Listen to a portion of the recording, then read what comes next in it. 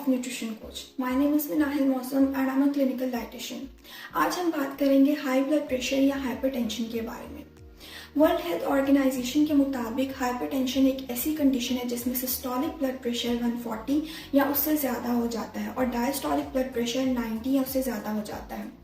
Hypertension को silent killer भी कहा जाता है और दुनिया में सबसे ज़्यादा अमवात की वजह भी यही है। अगर हम स्टेटिस्टिक्स की बात करते हैं तो दुनिया में 30% से ज़्यादा एडल्ट जो है वो हाइपरटेंशन का शिकार हो चुके हैं। अगर इनकी कॉजेज़ को देखें तो जेनेटिक फैक्टर इसका मेन कॉज हो सकता है, यानी कि अगर आपकी फैमिली हिस्ट्री में हाइपरटेंशन के मरीज़ ज़्यादा हैं तो आपके अंदर भी इसके चांसेस बढ़ सकते हैं। उसके अलावा लाइफस्टाइल फैक्टर्स जैसे कि डाइटरी हैबिट्स अगर अनहेल्दी या फिजिकल इनएक्टिविटी है तो ये भी हाइपरटेंशन या हाई ब्लड प्रेशर के रिस्क को बढ़ाती हैं। उसके अलावा ओबेसिटी यानी कि वज़न की ज़्यादती और उम्र का बढ़ना भी हाइपरटेंशन में कंट्रीब्यूट कर रहा होता है। न्यूट्रिशनल मैनेजमेंट की बात करें तो सोल्ट की इंटेक को मॉनिटर करना सबसे ज़्यादा इंपॉर्टेंट है। डाइटरी गाइडलाइंस के मुताबिक नॉर्मल इंडिविजुअल्स के लिए 2300 mg daily sodium intake recommend की जाती है। इससे ज़्यादा सोडियम इंटेक सही नहीं होती है।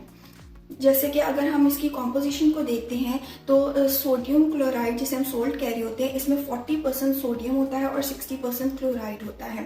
तो अगर हम 1 टीस्पून सोल्ट ले रहे होते हैं तो हमें उसमें 2000 mg सोडियम मिल जाता है।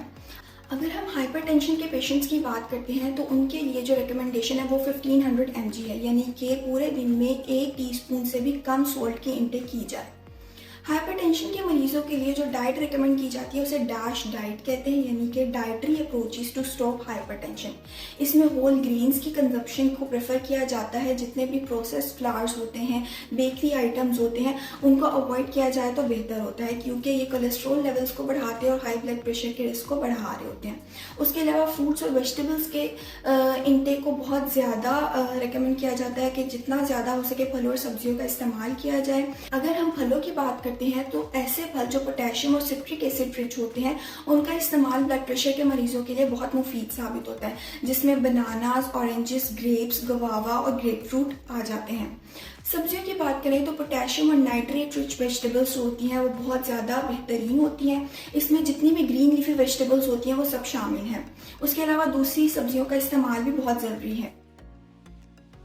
फिर डेयरी प्रोडक्ट्स की बात की जाए तो डैश डाइट में लो फैट डेयरी प्रोडक्ट्स को रिकमेंड किया जाता है क्योंकि होल फैट डेयरी प्रोडक्ट्स होते हैं वो कोलेस्ट्रॉल लेवल्स को बढ़ाते हैं और ब्लड प्रेशर के रिस्क को बढ़ा रहे होते हैं। तो इसलिए बेहतर है कि लो फैट डेयरी प्रोडक्ट्स का इस्तेमाल किया जाए। मीट में हमारे पास वाइट मीट को रिकमेंड किया जा रहा होता है जिसमें फ़िश, चिकन इसके बेहतरीन सोर्सेज होते हैं। उसके अलावा होल एग की कंजप्शन और दालों का इस्तेमाल जो है वो भी किया जाए तो बेहतर होता है। जितने भी रेड मीट होते हैं उनमें चिकनाई की मिकदार कि ज़्यादा होती है, इस वजह से बेहतर है कि उनका इस्तेमाल ना किया जाए ताकि ब्लड प्रेशर के रिस्क को कम किया जा सके, उनको नॉर्मल रेंजेस में मेंटेन किया जा सके। फैट्स और ऑयल्स को देखें तो उसमें ओमेगा 3 को बहुत ज़्यादा अहमियत हासिल है। Omega 3 fatty acids cholesterol levels को कम करते हैं और ब्लड प्रेशर को नॉर्मल रेंजेस में मेंटेन कर रहे होते हैं। इसके रिच सोर्सेज फैटी फिश होते हैं। उसके अलावा कुछ सीड्स होते हैं जैसे कि अलसी के बीज हो गए, कद्दू के बीज और चिया सीड्स जो हैं वो ओमेगा 3 के रिच सोर्सेज हैं। इनका इस्तेमाल ब्लड प्रेशर के मरीज़ जो हैं सुबह निहार मुँह कर सकते हैं। नट्स की बात करें तो ब्लड प्रेशर के मरीज़ अपने डॉक्टर, अपने न्यूट्रिशनिस्ट की रिकमेंडेशन के मुताबिक मॉडरेट अमाउंट में इनको कंज्यूम कर सकते हैं क्योंकि ये भी पोटेशियम का रिच सोर्स होते हैं। इसमें बादाम, अखरोट और पिस्ता बहुत ज़्यादा बेहतरीन होते हैं।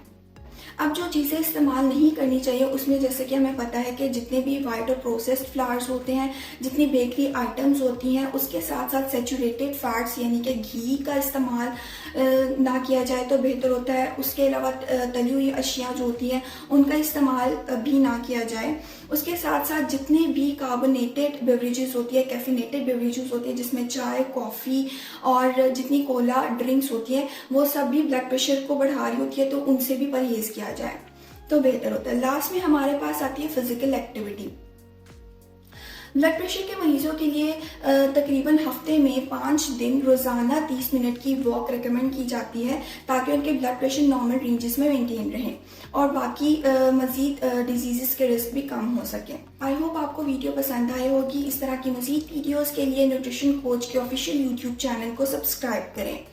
फर्दर कोई भी अगर आपका क्वेश्चन है तो आप कमेंट सेक्शन में पूछ सकते हैं। उसके अलावा डिटेल कंसल्टेशन के लिए आप न्यूट्रिशन कोच की ऐप पर कांटेक्ट कर सकते हैं। All other information is given below in the description box. Thank you so much.